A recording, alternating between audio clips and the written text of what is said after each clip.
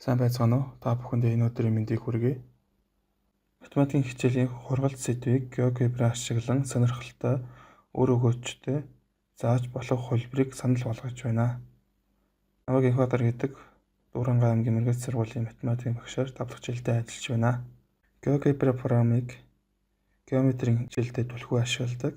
За эндээс хургалт сэдвийн 8 дугаар ангийн сонгож авсан байгаа. Энэ хичээлээ заахдаа PowerPoint presentation болон GeoGebra-г хослуулан ашигласан.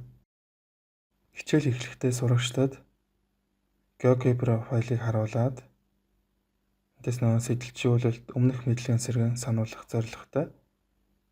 Эндээс сургалтуудыг ажиглаад тэгшхэм коммутед эргүүлэлт гэдэг зэрэг ажиглаад хэлэх байгаамаа. Жишээ 1. А шулуун А1 хэрчмийг дарих түүнд перпендикуляр байвал А1-ыг шулууны хувьд тэгшүүнтэй цэг байна. Эндээс талын өнцөг параллел чанар өөрчлөгдөхгүй гэдгийг харуулж байгаамаа. Ийм даалгаврыг GeoGebra дээр хийхдээ энэ даалгаврыг сонгосон байгаа. За сурагчид өөрсдөө тэгшхэмтэй төрсийг үүсгээд үүссэн төрсөө зөв буруу гэдэг шалгаад явах боломжтой юм аа.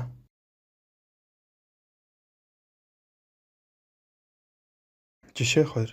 Тэгшхэмийн хургалтын жишээн дээр харуулсан байгаа. За энэ даалгаврыг GeoGebra дээр хийхдээ 90 градусын эргүүлэлтэд 2 удаа эргүүлэхэд төвийн тэгшхэм үүсэж байгаа гэдгийг харуулж гисэн байгаа. За эндээс нөгөө цагийн зүүнний дагуу болон эсрэг эргүүлэх гэдэг даалгаврыг сонгож хийлгэсэн байгаа.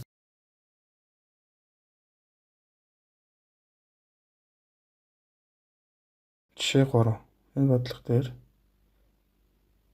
тэнхлэгүүдийн хувьд гişгэмтэй төрсийг авч үзсэн байгаа. За энэ дээр GeoGebra дээр хийсэн даалгавар нь энэ даалгаврыг үзтгээд хүүхдүүд зөв буруу хийснээ шалгаад явах боломжтой даалгавар байгаа.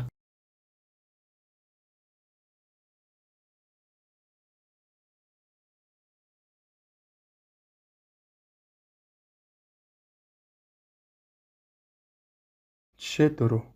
Коммутед хургалт хийхийн тулд төрс хэрэгтэй юм байна, төв нь хэрэгтэй юм байна. За тэгээд үүсэх төрсийнхөө коэффициентийг олоод за тэгээд дараах дөрвөн алхмуудыг гүйцэтгээд яг байгуулсан байгаа.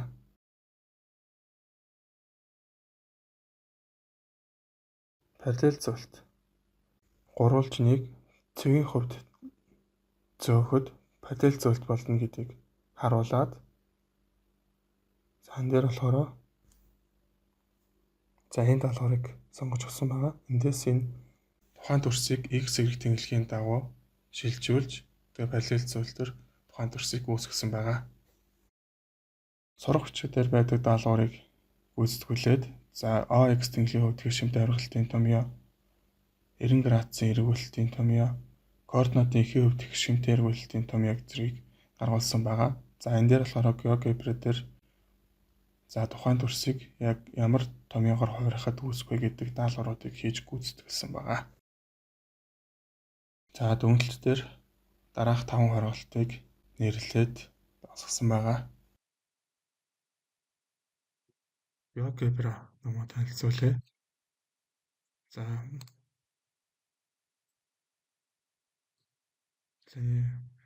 хичээлийнхаа үйл явцыг ингээд PDF байдлаар ингээд оруулаад өгсөн байгаа. За бүх ингээд даалгавруудаа ингэж ашигласан гэдэг үг нь эндээс бас харж болно. За эргүүлэлт тэгшхэм гэдэг дээр. За энэ дээр болохоор яг түрүүний бибин дээр гарч ирсэн. За GeoGebra файлуудын линкүүдийг бүтээн энд оруулж өгсөн байгаа. За эндээс бас намайг өөртөө хэрэгтэйгээ авч ажиллаарай. За GeoGebra. За энэ дээр болохоор эхний сэтэлжүүлэлтийн хэсэг байгаа. Өмнөх мэдлэг сэргээх. За ингээд хургалтуудыг харуулж өгсөн байгаа. За дүрсийн тэгшин гэдэг тэрний слайдер олцсон байсан хэсэг. За энэ дэр ингээд дарахаар шууд зөв буруу гэдэг юм нас харагдаж болно гэсэн. За энэ дэр дурын дүрсээ өөрсдөө үүсгээд тэгшимтэй гаргаж болно. За комитет дээр за дөрөвний за дүрсээ за энэ ОЦ-гээ бас хаанч байрлуулж болох юм даваа талтай байгаа. За эндээс одоо болохоор катенцүү 2%-тай 1.5%-тай хэсэг гэх юм бол яах вэ гэдэг боломжтой бас давхар хийгээд гаргалтаа хийж болж байна. За хэрэглэгдэхүүн. За энэ болохоор яг хэрэглэгдэхүүн тэгээд А3 хэмжээстэй байгаа. За энэ дээр болохоор энэ нэг хийхдээ слайд ашигласан байгаа. Дээр нь слайд дээр хийгээд энийг ингээд наач эргүүлээд өөрчилж болно гэсэн. Энэ голын цэг дээр эргүүл гэсэн. За ингээд эргүүл дээр 90 градусын эргүүлтийг ингээд хөвгт өөрсдөө хийгээд явах боломжтой. За энэ болохоор параллел зөвлөлтийг хийх нь. За энийг болохоор энэ дүрсийг аль чиглэл параллел зөвх гэдэг үүсгээд зурна гэсэн. Энийг хөдөлгөнө гэсэн. За тэгшгийн тэнхлийн дараалал авах. За энэ дээр болохоор слайд наасан байгаа. Энэ слайдыг ийшээ нуугуулад энэ дээр давхцсан.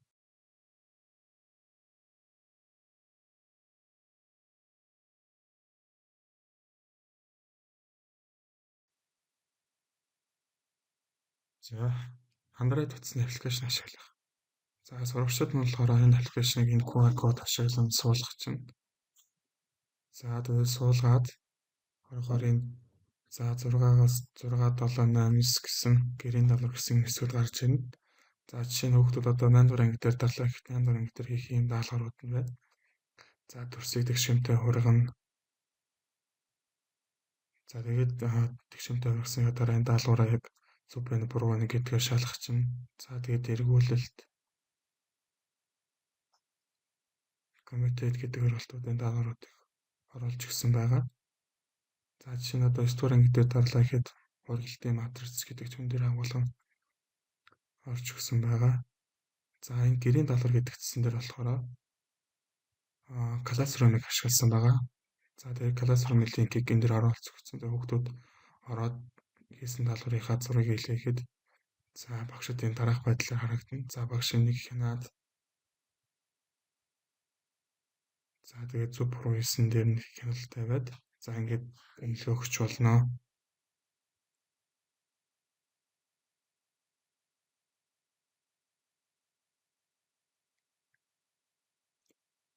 За энэ аппликейшны даваа тал гэх юм бол яг хүүхдүүд ихэд бол энэ аппликейшн хийхдээ хүүхдүүдтэйгээ хамтарч хийсэн байгаа.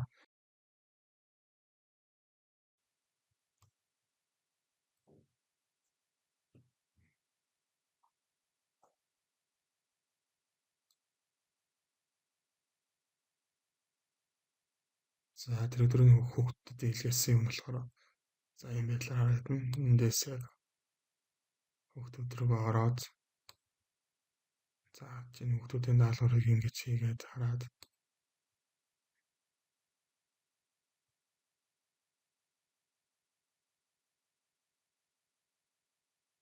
за үнэлгээ хийгээд өгөх боломжтой байгаамаа. За интерактив хичээл гэж байгаа. За тухайн утасны аппликейшнийг болохоор хүүхд болон ашиглаад байх боломж хомос байдаг. За ингээд бол утастай хүүхд бол ер нь л зөв хүүхд бол утасгүй байдаг. За тэр хүүхдүүдэд зориулаад яаж ашиглах вэ гэхээр мэдээлэл зөрүүний компьютеруудыг ашиглаад тэр компьютерууд интерактив хичээлээ суулгацсан байна. За хүүхд болгон тэр хичээллээс бус цагийн үед болохоор тухайн мэдээлэл зөрүүнд ороод тухайн хичээлийн хувьд болохоор яг аль ангийнхаа хүүхд даалгаврын хувьд хийж чадахгүй ангидын хүүхдэд өөрсдөө хороод за ингээд жишээ нь 7 дугаар анги дээр ихэд хоргалт сэдв байна. За тэгээд дараа 6 дугаар анги дээр даалгавраа хийж гүйцэтгэж сорил гэдэг ийм даалгаварттай энэ дандаа тестер шууд хүүхдүүд тухайн даалгавраа хийгээд хариултаар харах боломжтой. За 8 дугаар анги дээр гэтлийг энэ комитетийг оруулж өгсөн байна. За энэ бичлэг энэ бол хүүхд өөрсдөө үзээд дүгнэлтээ явуулчихна. Тэгээд ойлгосон үгийн заавал сорил өгж шалгана. За 9 дугаар анги дээр дарахаар За энэ болохоор дараа сургалт орж ирж байгаа. За тэгээ сургалт дээр болохоор ийм даалгаврууд хийж гүйцэтгсэн. За одоо ингэ дээр болохоор матриц, сургалтын матриц орж ирээд энэ дээр төгтөдөг энэ даалгавраа хийж өөртөө хийж гүйцэтгэжээд за тэргээ шалгах явах боломжтой байгаамаа. За энэ интерактив хичээлийн давуу тал нь гэх юм бол интернетийн хувьд ажиллах боломжтой. Тэгэхээр заавал интернет шаардлага байхгүй. Тэгвэл тухайн ажиллаж байгаа тэр компьютер дээр энэ интерактив хичээлээс суулгацсан байхад л болох.